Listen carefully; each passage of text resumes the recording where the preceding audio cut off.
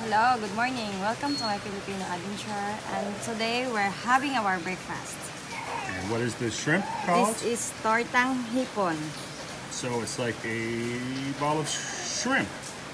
This beautiful hunk of black goodness is Tortang eggplant. some eggplant. Of course, my boring longanisa, rice, some eggs, and some coffee. So that'll give us some energy, and then we'll pick up again.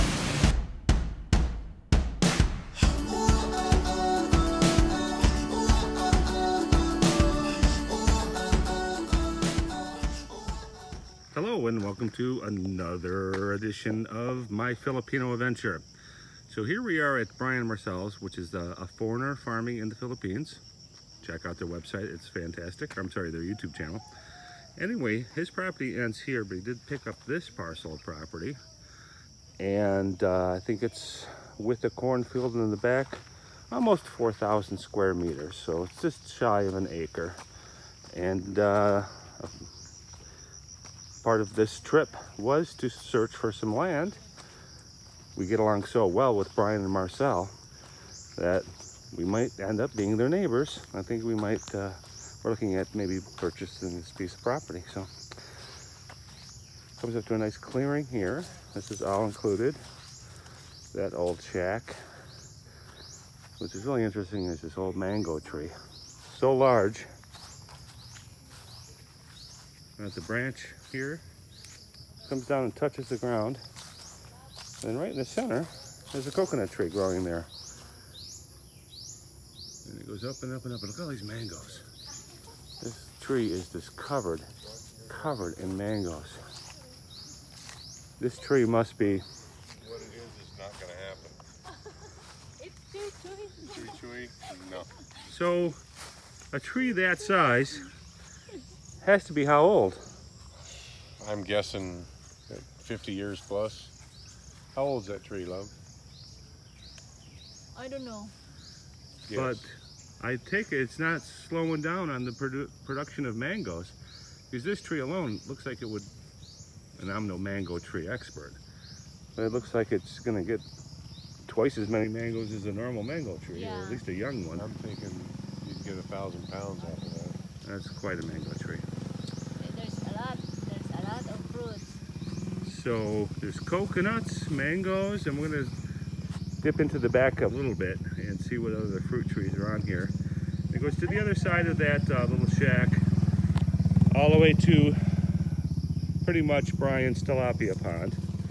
And let's go take a peek and see what else is back here. So legend has it that this little Cabo or Nipa hut here has a ghost. So we'll be keeping a lookout for anything supernatural. But this is basically the border. So where this rut is would be considered close to the property line then. Yeah, about where this bamboo is. Oh, bamboo. Yes. Free lumber. Pretty much. Oh, no, who's Carabao? Which one? I would imagine that's some neighbors. They're not big on brands here, so I can't really tell you. Okay. I like bamboo. So it would basically be, it would come down and it would Half out this rice field? half out this rice field. Okay, so down through here. And if you got them both, then it would, I can show you the other marker on this, right on the one field.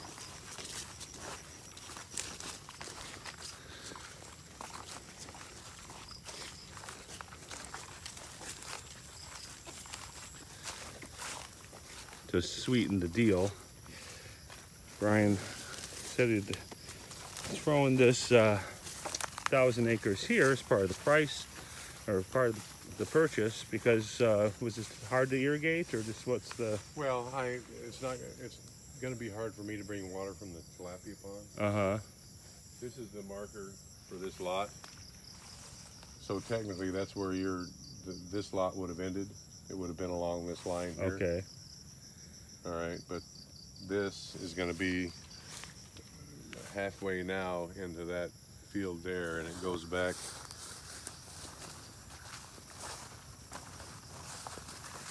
And honestly, since the survey hasn't been completed, I don't know how far we agreed, because it was Marcel doing all the talking, right? Uh-huh. I don't know how far the access was discussed to come back.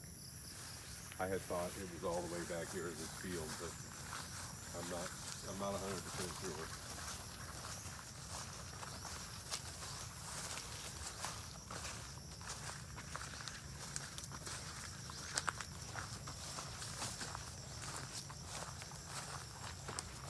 And this is the other marker here. And this one kind of goes at a slight angle that way. So it would be all this area here to the access road and then back to that marker. And this is the corner? This is the corner of this. Okay. We cheated just a little bit. We were actually over in his property. We planted some corn in his property, But now that there's the X road? now it would actually be part of the new lot, yeah. Okay. What is this little hut thing here? Is that, I don't know, maybe it's a hunting blind. What do you think? Maybe that's the ghost neighbor. this is Ghost Rusting Spot. Yeah, that's his day lodging. So what I'm thinking is this would probably be a good place for our tilapia pond.